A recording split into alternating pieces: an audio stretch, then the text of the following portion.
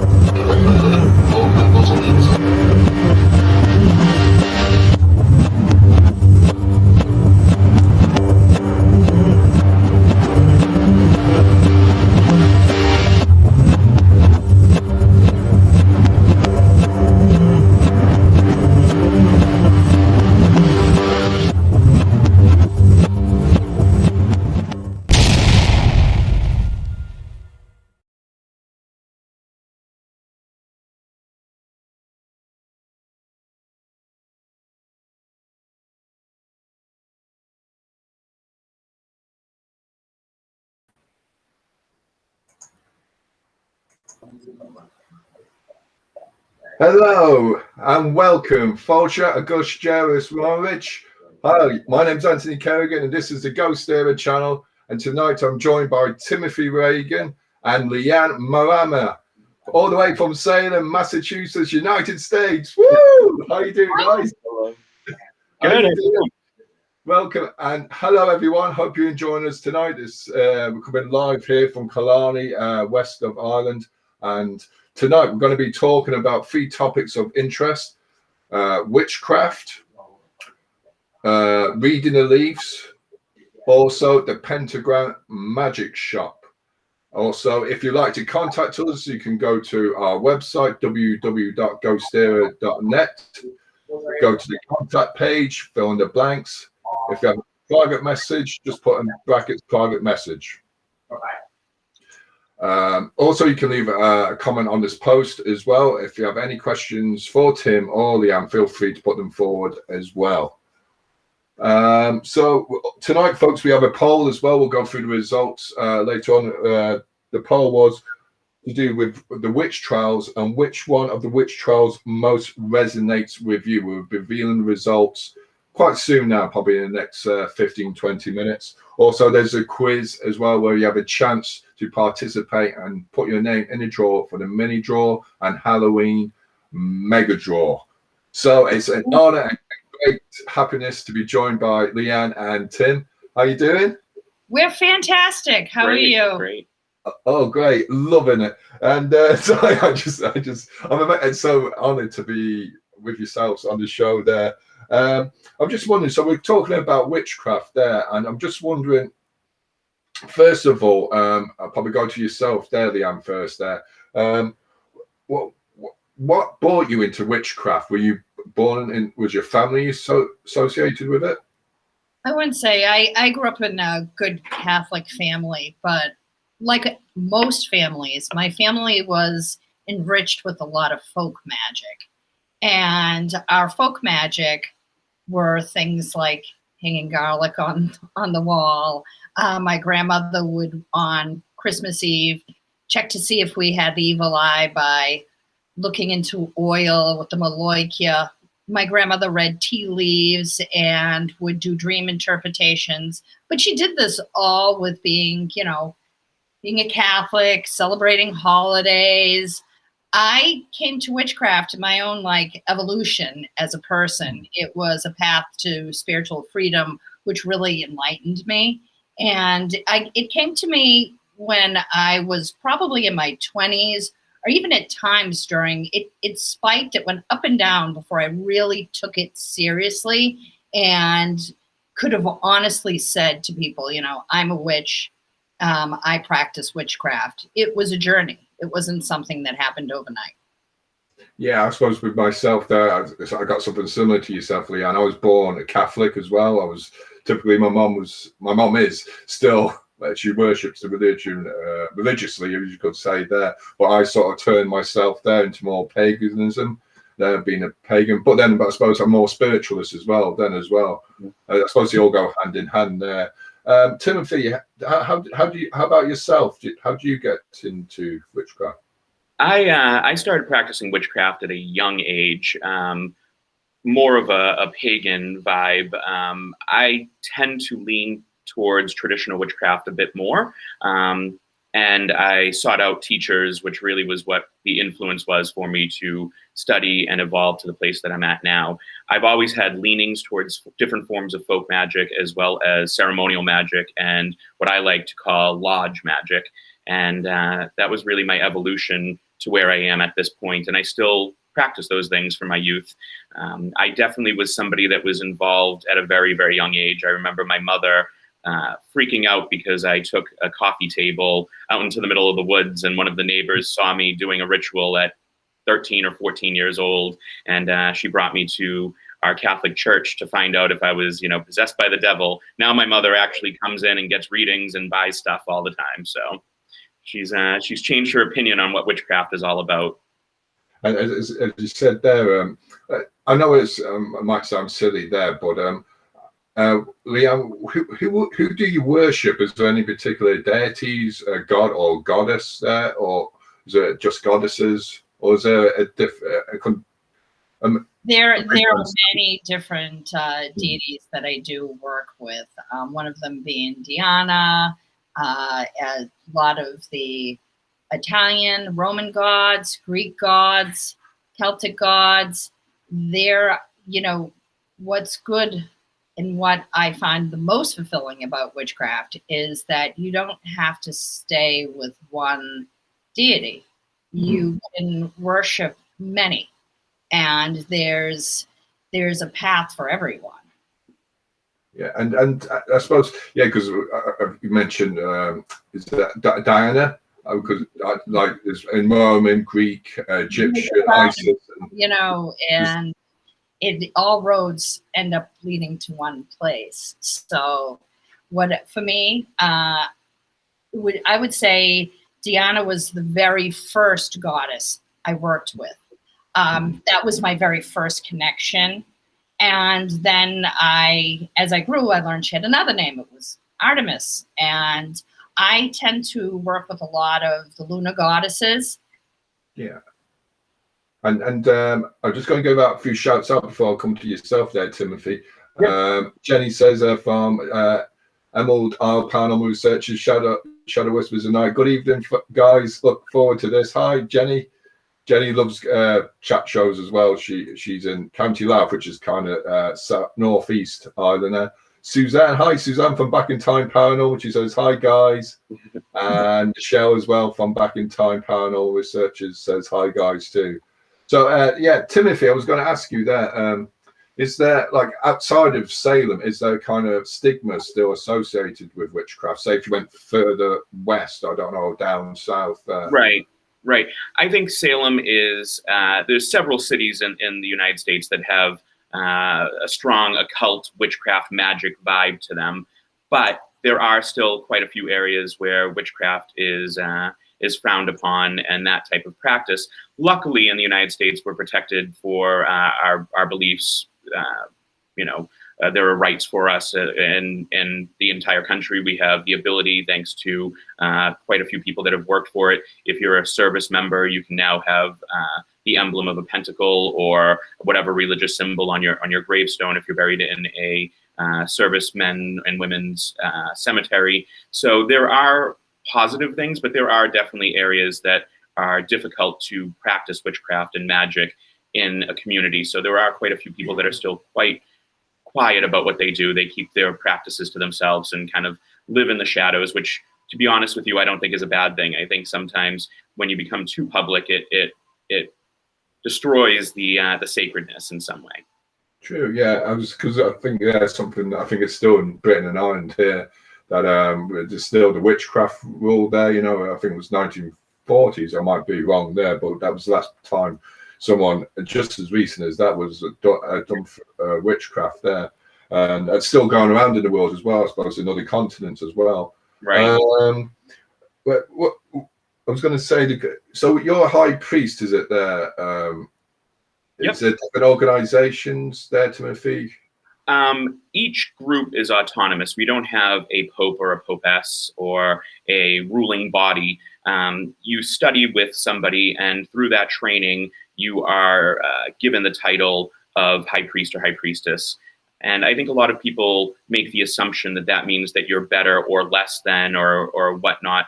And it's not really about that. To me, the title of High Priest or High Priestess is really much more of a job title. It gives you the ability and the structure and the capability of training and initiating others. True, yeah. Yeah, I suppose somebody needs to look at for advice or for rituals as well, and just for experience as well. Leanne, am I, correct me if I'm wrong there, is it covens? Is that the group, the meeting, or is it like a mute or some type? Coven, yes. A group that practices together, learns together, and grows together with the same energy to actually create magic. That's called a coven. We're loyal to one another, and it is a strong bond. It's sometimes even stronger than family. And is there any like I know there's, I'm sorry now, because these are all kind of things that I associate with witchcraft and probably witches as well through history and all that, or what people popularly believe is. But familiars, like, is there sort of, do you have animals yourself? Yeah, But people would say they're like a host for a demon. Is that correct? But Sadie is definitely a host of a demon. My daughter. But I know the word. Sorry, I know the word demon has been badly used there, because in the olden times, back centuries ago in ancient civilization, they were deities as well. You know, right? But Timothy, do they still practice that? Would you have that these animals with? I wouldn't say that it's necessarily a traditional witchcraft practice. I think there are a lot of witches that still have familiars. I have a familiar, and whether that's a animal or that's a spirit familiar, it really depends on your type of practice. I personally believe that it's a great thing, but my other opinion is you get really attached to some of these familiars, and I think the purpose of having them is to protect you from, and they protect you from getting psychically attacked or magically attacked from other people. So when something bad happens, it's usually the familiar that takes the first blow of whatever that attack is, or the spirit, whatever you're working with. I think when you said demon, I think what you're looking for is daemon, which is just means spirit. And you know, yes, people do still have familiars, spirit familiars, and animal familiars, and I personally do as well. And do you do spells? Would you do spells, Leanne? There would there be? Oh, do we do spells? Absolutely, yeah. We do spells. We do spells. It's like a heightened prayer. It is taking all of your concentration with more powerfully with the group with one intent to get something done, to bring good to yourself, or whether it's to bring good to the world and the people you love. Spells are a powerful instrument that people use when they access their own will, and they hone it in and they focus with their intent. Absolutely. And like, I suppose, like these incarnations or using materials, I suppose, that you would find, I suppose, in other religions as well. There is there any difference in how to prepare a spell? Is there sort of stuff you have to get, or is there? Sorry, yeah. Would there be certain stuff you have to get, like liquids or something? No, that makes sense. You can use. I think that there are natural signatures and spirits connected to the tools that we use, to the herbs that we use, to the different planetary connections to everything.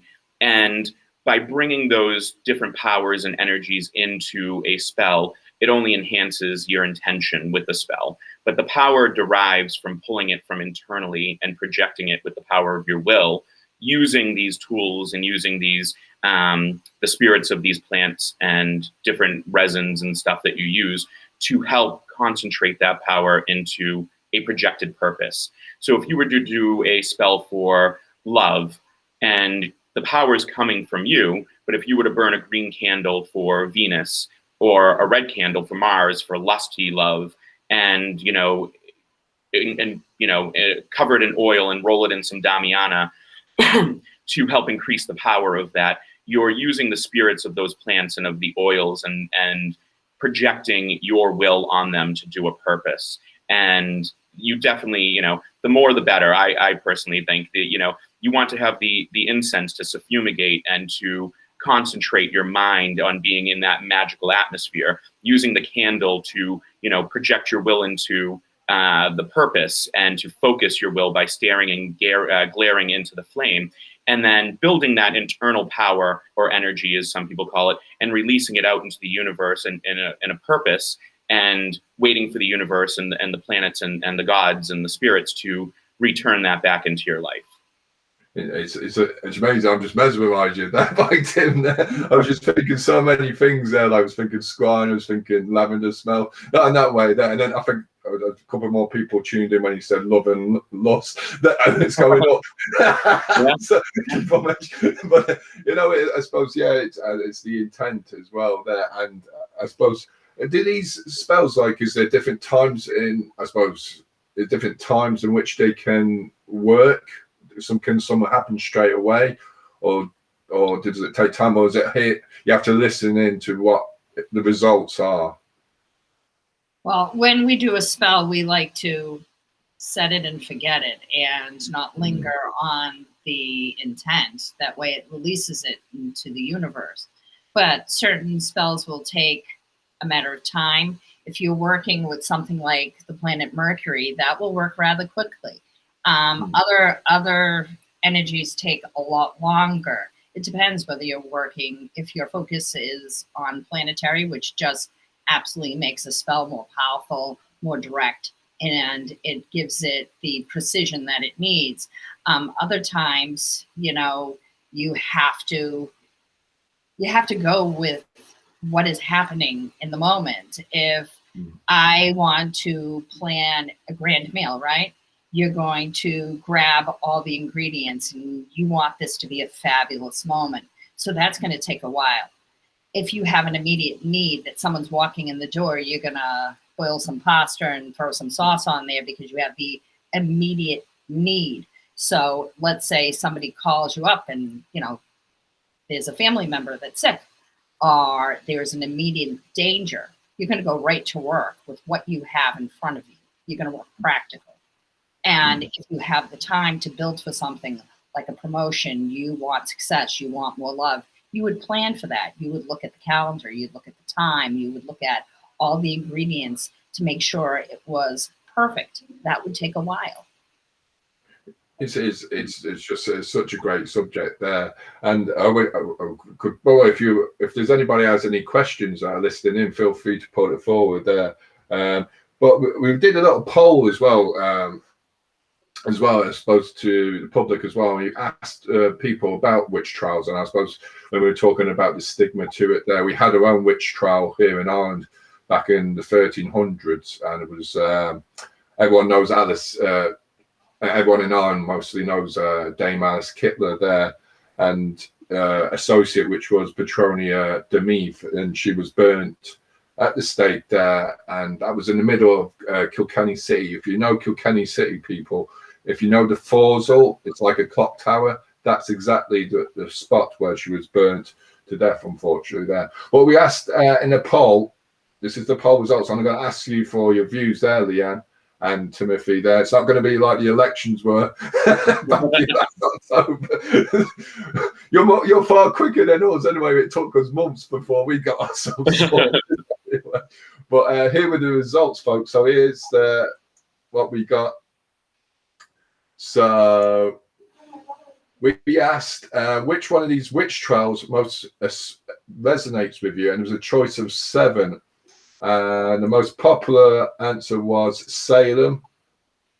And so I know on Salem. Salem, and coming in joint second was, I think, Pendle. So I know Pendle. Just try and get this Pendle at 27.3%. Kilkenny was at 27.3%. And North Berwick in Scotland was 11% there. And what are your views on that? I suppose because it was the most recent of witch trials in the poll that we did, it was the most recent of witch trials. What do you reckon about that, Timothy? Oh, there we go. I've got that. The Salem witch trials are a big subject living in Salem and working in Salem. And to be honest with you, I don't ascribe to the idea that these people were witches in the sense that we look at it, nor do I believe that they were witches at all. Possibly Bridget Bishop worked some form of folk magic, and I do believe that Tituba worked some Caribbean and Native American type of magics, or divinations is probably even better. But do I think that these people were actual practicing witches? I do not. I think that they were very strong Christian, puritanical people that, something happened, something crazy happened. And whether it was ergot poisoning from mold, or whether it was the spirit of place controlling them, or it was just a bunch of girls that were, stir crazy and wanted to go out and dance and sing. I'm not too sure exactly what it is, but the Salem witch trials are, in some ways, a blemish on our history because of the persecutions and the deaths that took place.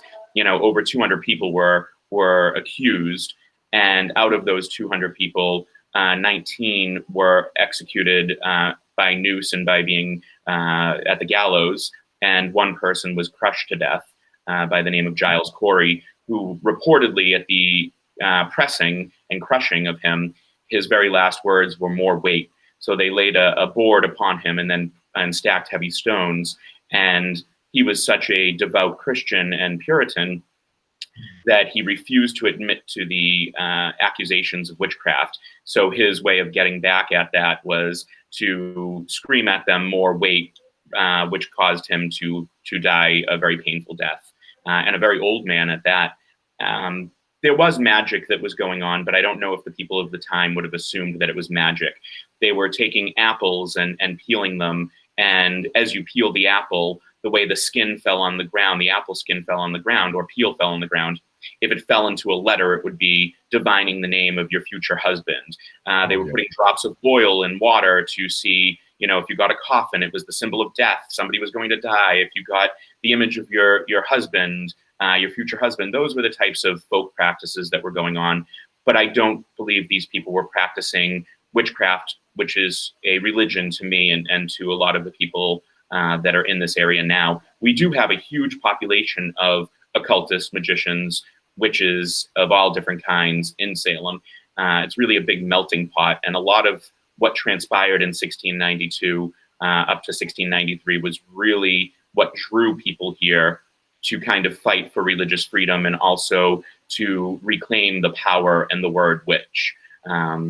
And that's really my take on what transpired here. I think a lot of people find love for Bridget Bishop because as they were tearing apart her homestead, they noticed that there were poppets stuffed inside the walls. And that's a form of sympathetic folk magic that was probably being done. And it actually may have even stemmed from Ireland. I know there's quite a big influence there that still goes on. There's wonderful people online that have written books stating that may have been an origin of that type of folk magic. I know a lot of people associate it with voodoo and Palomayambe and all of those types of practices, but I do believe that the poppet, not the dolls, was more of a Celtic and Irish origin. Yeah, as you just mentioned, like the apple peels there, that's something we celebrate here around Halloween there, still to this day there.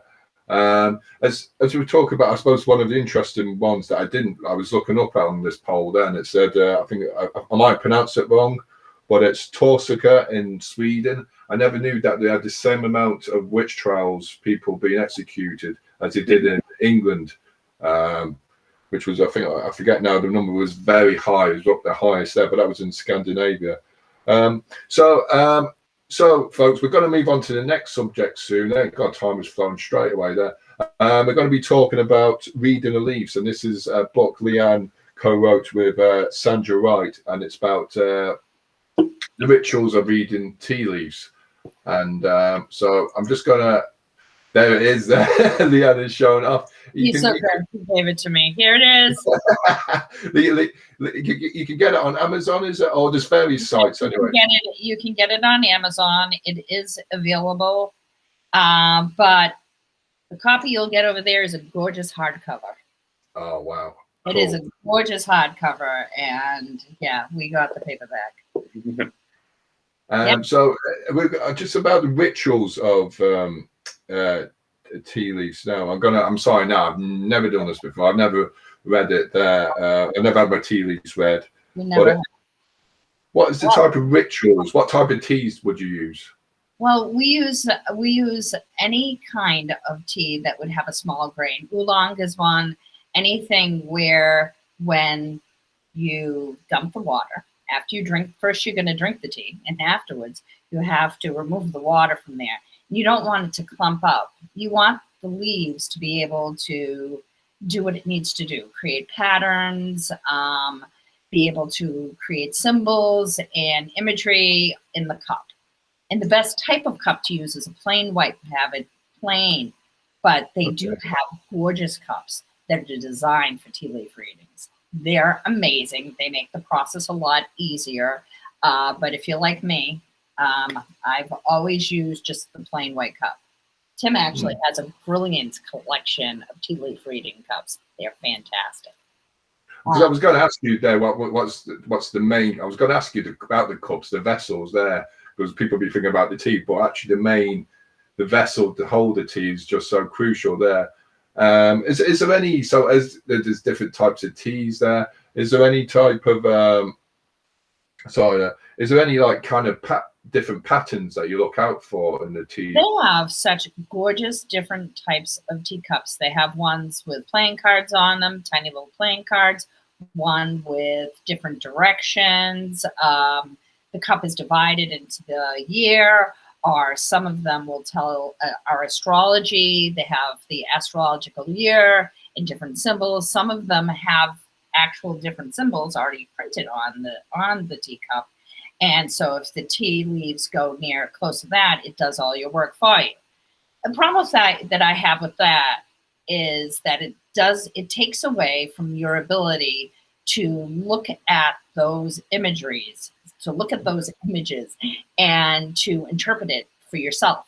Because any type of divination, when you're looking at that form of scrying, it is your personal gnosis that is going to be able to let you know what you're seeing. I could look at a cup and I could see a horse. Tim could look at the same cup and see it's something else. Both readings are valid, both interpretation. Maybe he's seeing one message different than yourself. What I like that this book will show you how to read your own tea leaves so you can look at the cup and see how it affects your life. And also, if you look at most tea leaf books, they're going to tell you that the image of a black cat is bad. But to someone like me who looks at cats like mystery and intelligence, that is your own thoughts. You should trust yourself. Whenever you're doing any kind of scrying, listen to your inner voice. Your inner voice will speak to you first, and that is where your connection is. Trust yourself. And so you did this, I suppose, do you drink your tea or do you have to wait till you have to drink your tea, just don't drink the leaves, please. Don't drink the leaves. That's probably what I forget there as well. And you could do it with, I suppose you could do it, could you do it in a group of people all together and do it? Yeah. This book came from Sandra and I running events in Salem in October. We used to run several tea leaf reading events. We do a summer one, we do a Christmas one, where families gather together, okay? Sometimes, one time we had a bachelorette party. Everyone comes together, and the first thing is we make everyone look at their own leaves, tell us what they see, and then we look and tell them what we see. And usually both things line up. all of the visuals will tend to line up. And also with this book, we have made it accessible to use the tea leaf readings to communicate with the dead. Okay. Yeah, that's cool. Yeah. So you create an atmosphere with a picture of somebody you lost. You light a candle. You meditate. You really get into that space where your mind is clear. You look into the cup, and that's your message. And I suppose, like, as you said, I suppose, I mean, any type of divination, you can make, I suppose, contact with the other life. I'm not going to say the afterlife because it could be another series, another different kind of plane. But I was going to say that. So is this? I suppose is it different? I know. So it's like a type of scrying, or is it like a type of reading? Is it the shapes in the water, or is it like just the leaves? There's different shapes that will appear in the water. Some of them will look. Okay. At times. Oh yeah, I see it now. Yeah. Oh yeah. Okay, so one person would look at that and see a dragon. Another person would see a horse. Someone else might see a dog or whatever. That image. And we have the tried and true definitions of the images. But this is how I learn everything. Learn the way you're supposed to do it. Learn all of the facts that all the books tell you, and then do it the way that works for you. Perfect. I'm just going to go back to what you've got coming up as well there, Leanne. But first of all, and to yourself there with the astrology there, we're going to talk to you there, Tim, about the astrology. Janine, I think it's Janine Slattery says, great book. Hi, Janine. How you doing there? Hi, Janine. You probably know Janine there. We know Janine. Hi, honey. We have a quiz there, folks, there, and I suppose this is the reason why you probably listen to me is the quiz there. But I was going to say, if I want the first person to type in the word spell, S-P-E-L-L, the first person to type in the word spell, and you have a chance to enter our mini draw and Halloween mega draw. So we need a first person to type out the word spell. So I'm just waiting for somebody. In the meantime, there, I'm going to ask you, Leanne, and Timothy. There's 6 locations here. Michelle's come up first there, so she's got the word. There's a choice of 6 places: a castle, a theatre, asylum, subway, office, and graveyard. Tim, can you pick one of those locations for me? I'm going to say the graveyard. Graveyard, perfect. And Leanne? Asylum. Asylum, perfect there. Wow, we both went very dark. Yes. And you see, we get all the comments now, like people when we're offering prizes there. So we revealed the results. So Michelle's Conley from Back in Time. Hi, Michelle. And she really loves, I think she loves the witchcraft there. She'd be like myself there. Michelle, if you can, you were the first one up. So if you can just pick out one of those 6 places: a castle, theatre, asylum, subway, office, or graveyard. If you can just just type in one of those places, and at the end of the show, you have a chance to go in our mini draw. So just go to a few call outs. Jelly says, hi, hey everyone. Hi, Jelly. How are you doing? And hope you all keep it well. And Michelle says theatre. Okay, I'll just put theatre there. So, okay. So, yes, Timothy, there, just talking about astrology there now. How did you get into it there? Was it in the stars? Was it in the stars? Yeah. I have to just say that. The reason I got involved with astrology actually comes from doing magic. Some of the earliest forms of magic, Arabic magic, Persian magic, was really based on what's called astromagia, which is using planetary correspondences and planetary connections to cause change in the world. And the more I studied it and the more I looked at it, I realized that the stars, the universe, everything makes sense. It all kind of the power that comes from each planet, the orbs, the energy, the power that comes from those planets influences us in many, many different ways and connects to us on a deep level. Actually, some of the use of aspects like squares and oppositions and trines and sextiles really comes from the understanding about musical instruments. Yeah, the even-numbered length of a stringed instrument plays more harmonious of a sound. So the distance between planets, if it's based on an even number, is usually harmonious, which would be like a trine or a sextile.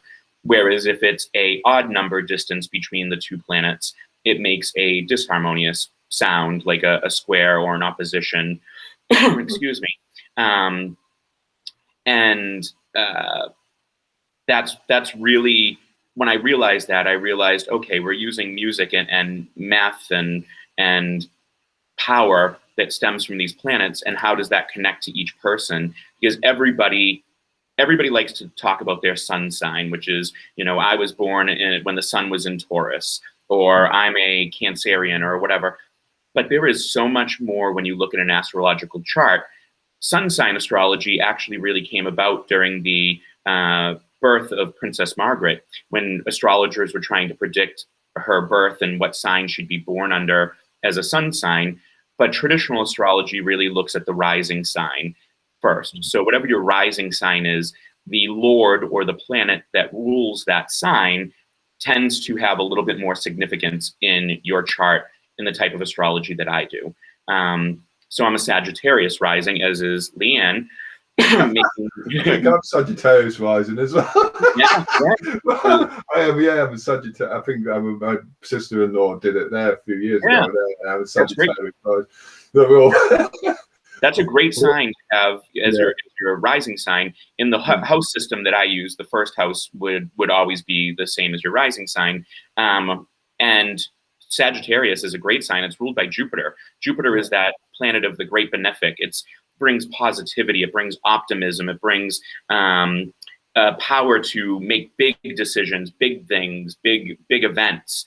And having it in that first house, which is about your vitality and about your personal appearance and who you are and how you present yourself to the world, having Sagittarius there is actually a really good thing. It's you love to travel, and doing those sorts of things is big, a big events, big travel, all part of having Jupiter, the lord of your first house, which is really good. Don't tell too much. Don't tell everyone about me too much. Brian McMahon from Belfast Paranormal Investigations. How you doing, Brian? He says great show. Thank you, Brian. Thank you.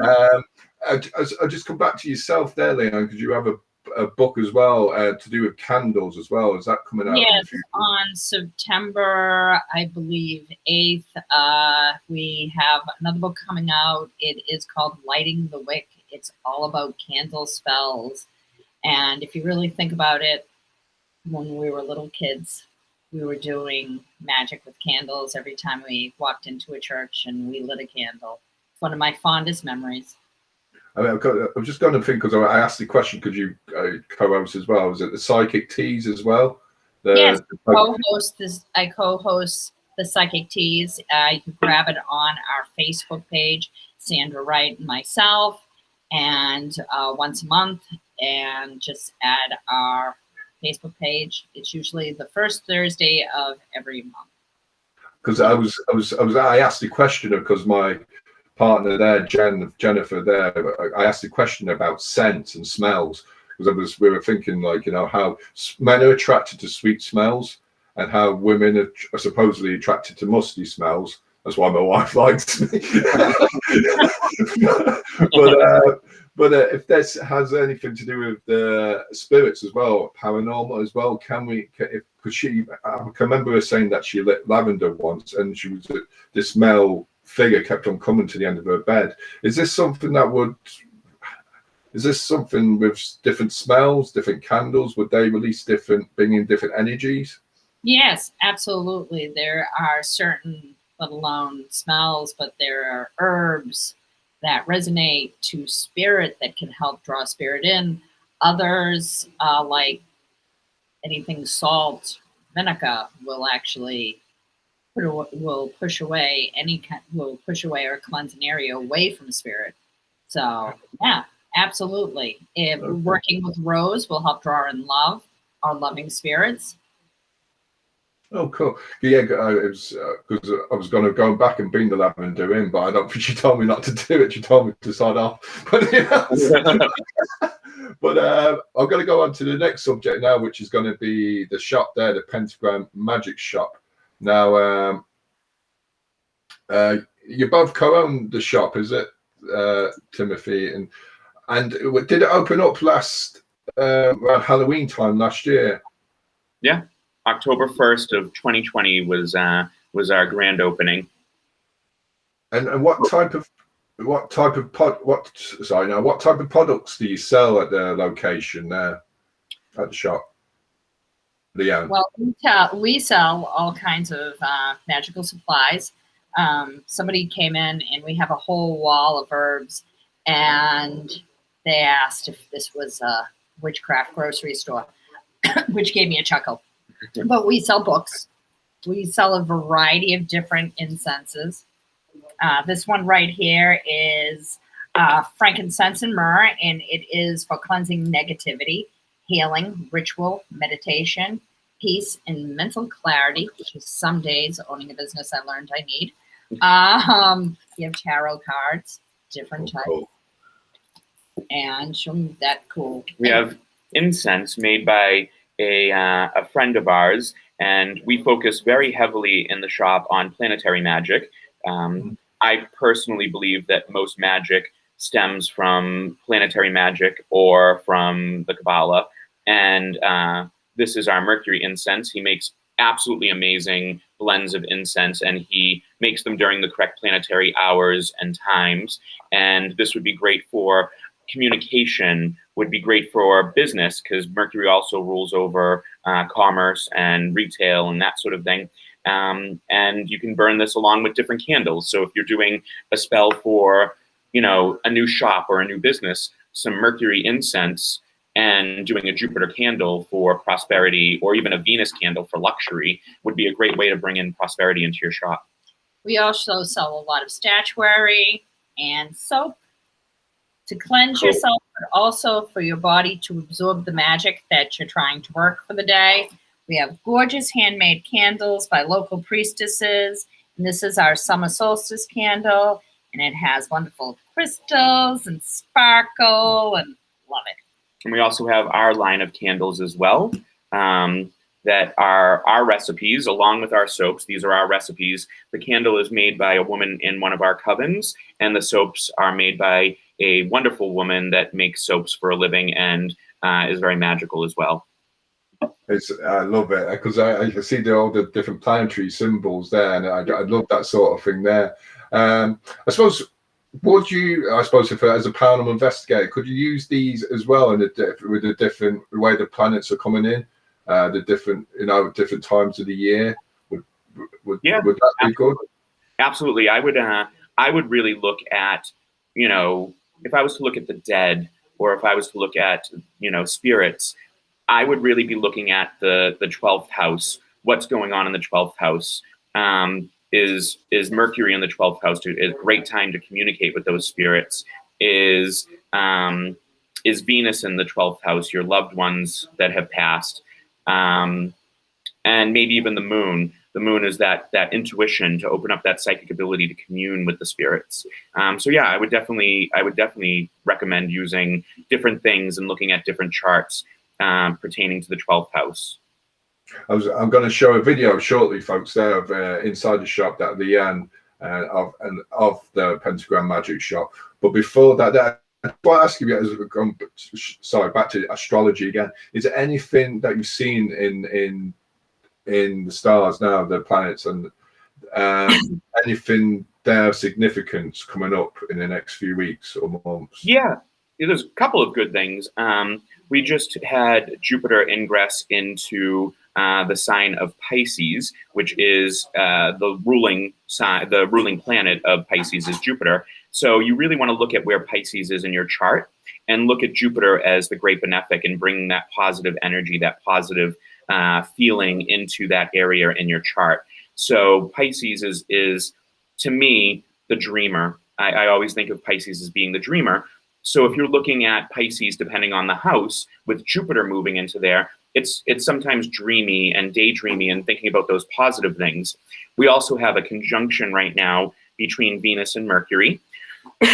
So when it comes to areas of romance or areas of luxury and that sort of thing, that conjunction brings about really good communication and opening up, depending on, you know, the other aspects and the placement of it. It could bring great communication with a relationship or a magical relationship or a romantic relationship.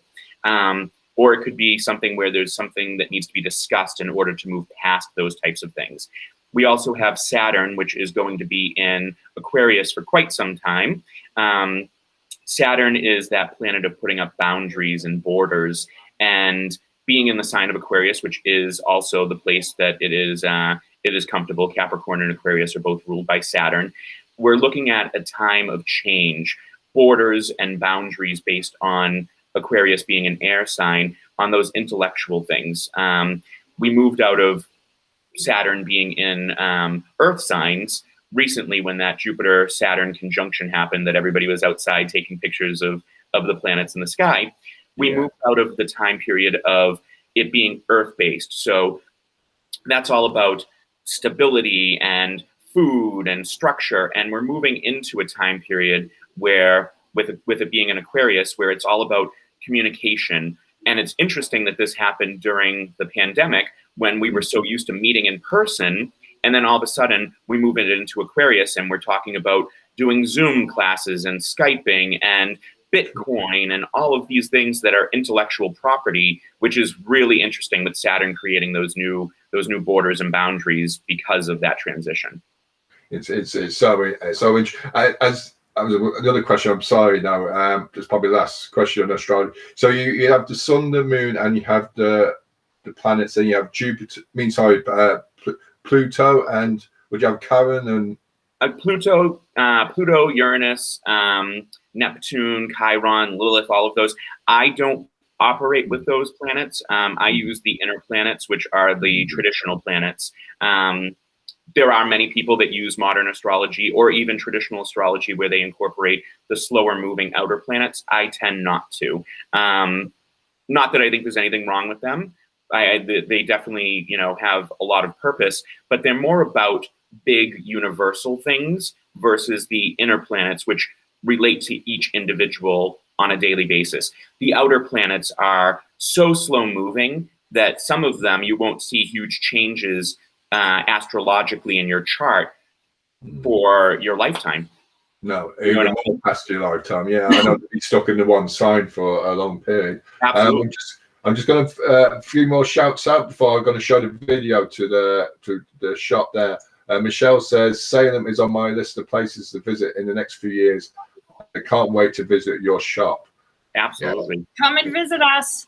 It's amazing, Salem. There, it was about 4 years ago now. I was there, and you know, it's God, I could just walk around in my shorts. It was amazing. You sound like me. I live in shorts and flip flops and sandals and all of that. Yeah. But the shops were amazing, and yeah, it's just I'll go back there now, and I won't go any shopping anywhere else, just in Salem, because you have all the stuff I like there. Like, you know, it's amazing. Like, you know, if you're into it's amazing. Like Paul O'Brien, hi Paul, how you doing? Paul O'Brien says hi all, hi Paul. So we're going to show a video of the shop, and I'll just ask a few more questions then about the shop as well. There, a few more. So this is Leanne and Timothy shop. This is the Pentagram Magic shop, and we're going to check it out now.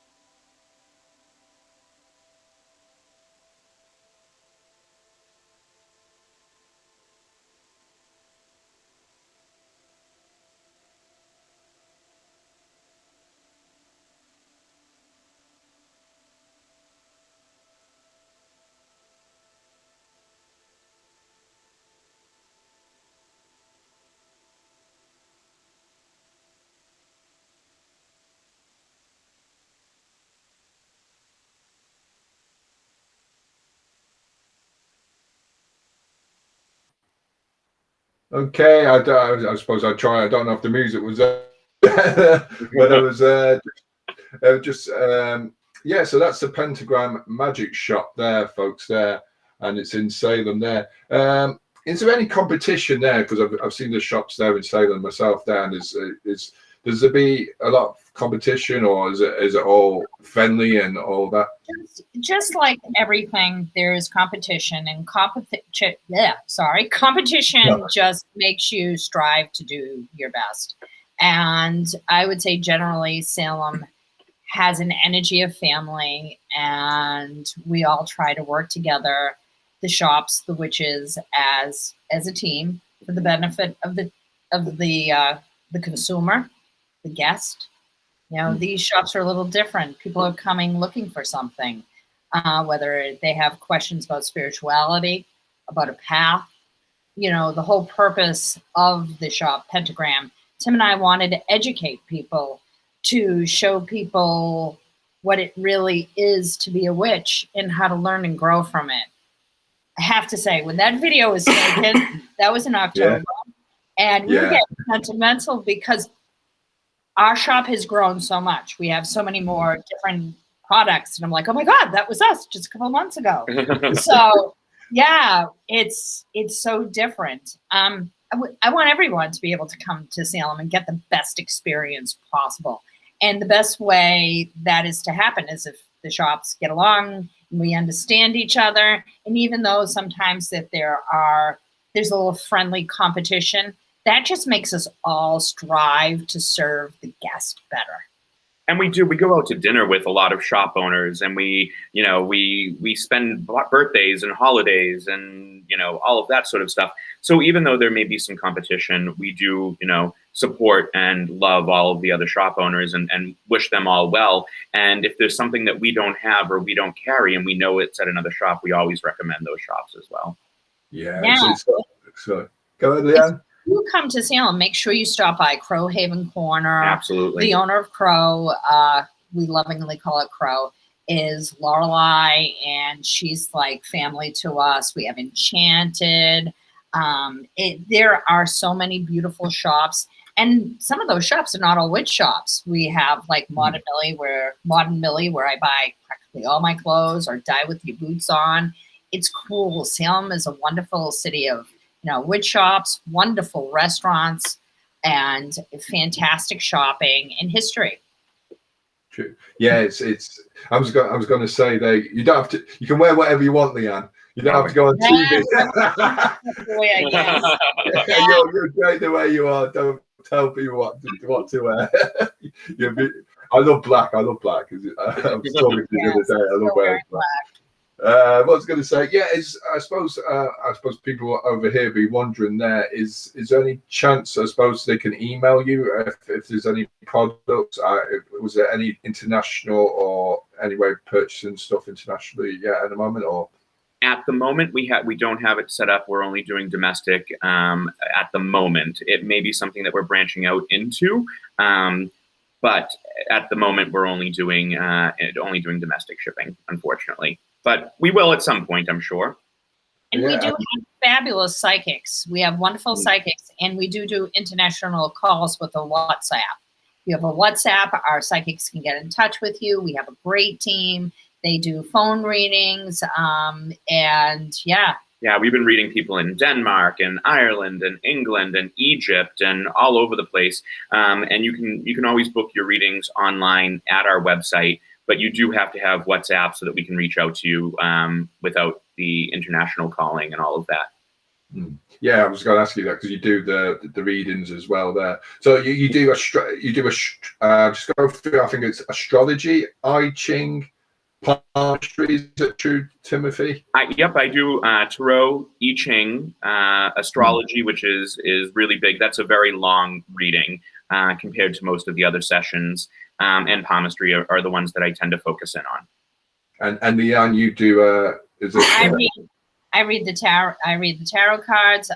When we can, I will do tea leaf readings. But I am also a medium. I do mediumship readings, a whole bunch of things. Past life. And we have psychics that do scrying with black mirrors. We have people that do pendulums. We have pretty much, you name it, we have somebody that specializes in it. Oh, amazing. That's what I love. Irene says, Irene Thomas, sorry, no, Irene Tomaszewski. Hello, guys. Hi, Irene. Irene. How you doing? Sorry, no, I'm very bad with pronunciations there. Like, I know what my name is anyway. My wife gives me a weird name for me anyway. So I'm not saying you're weird, Irene. I just don't want to say I'm weird. But but I'm just going to go over the quiz there. So this is the quiz that we had, and Michelle there, if you're watching there, there's three places you picked there. So Timothy picked the graveyard, Leanne picked the asylum, and Michelle picked the theatre. It's good you all picked something different. They're not all the same one. So this is. Let's see how lucky you are, folks. Who's going to go on a mini draw, a Halloween mega draw, or look at all? Let's see. There was a choice between the castle, theatre, asylum, subway, office, and graveyard.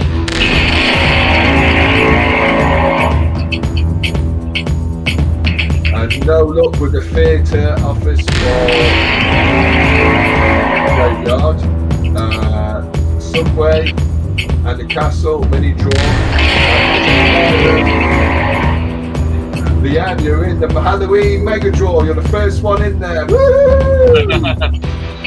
Unlucky Michelle and unlucky Tim. Sorry. But that's good. You're the first one in there, Leanne. There, you might be the only one in, so you're going to win some prizes. I'll ship them off, and then you can bring us some stuff over. We'll see anyway then. So that's coming up towards Halloween there.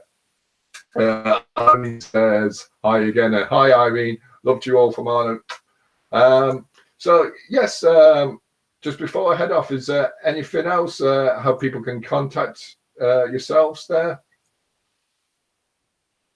Yeah, you can reach out to us through our website, which is pentagramsalem.com.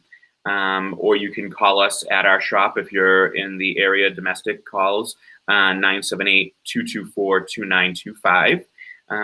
Or you can just find us on Facebook. We have a very big Facebook for the shop, or you can reach out to us personally on our own Facebook or on Instagram, which is Pentagram Shop. Follow us, like us, make comments, write to us. We'd love to hear from you. Yeah, absolutely. Any questions, anything that you're interested in. We always take time to reach out to anybody that reaches out to us. And it's been a real pleasure having you both on the show. And hopefully, maybe even if we can do a pre-recorder, maybe towards Halloween. I don't know how we are here. I know you folks will probably be way busy there, like very busy. I know that I'm not even going to ask because I know where you are. Salem. Oh, it's just amazing. Anyone, if you're going over, save your money up for Salem there.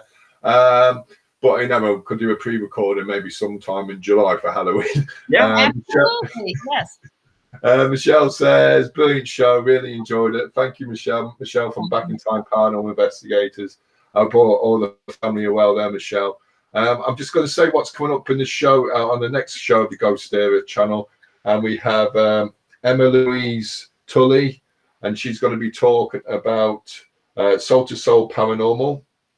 Also, Sharon Retry, a place where she lives in, which is very well known for being haunted, and that's in County Donegal, and her personal experiences. So that's Emma Louise Tully. And if you like to check up past shows, this show and other shows in the past and what is coming up in the future, you can go to our website, www.ghostére.net, go onto the homepage and just press the red button and you'll see it up there. So blessed be and Leanne, and thank you for joining us, and to you folks as well. Thank you for listening there, and it's thank you for tuning in, and it's great. I know we don't get so many comments because people are listening intently, or it's either that or we're asking the right questions, which is good. No, you did great, Anthony. Thank you. Thank you so much for having us on, Anthony. No worries. Was the second you can get over here, you and your wife come and visit us. Yeah. Absolutely. No, we'll take your time. All right. And 1,000 welcomes to yourself as well. If you're ever coming over as well, definitely come over here. We're just over the water anyway. We're not that far away. Yeah, absolutely.